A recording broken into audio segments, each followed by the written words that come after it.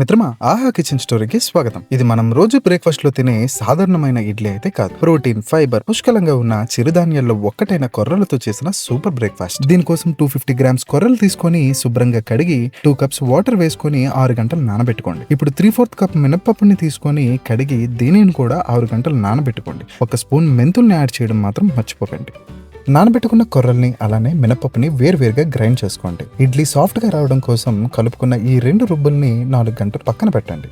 పొంగిన రుబ్బుని ఒక్కసారిగా కలిపి 1 స్పూన్ సాల్ట్ యాడ్ చేసి సాల్ట్ కరిగే వరకు కలపండి. ఇడ్లీ పాత్రకి అంటుకోకుండా రావడం కోసం కొద్దిగా నెయ్యి రాసి రుబ్బుని వేయండి.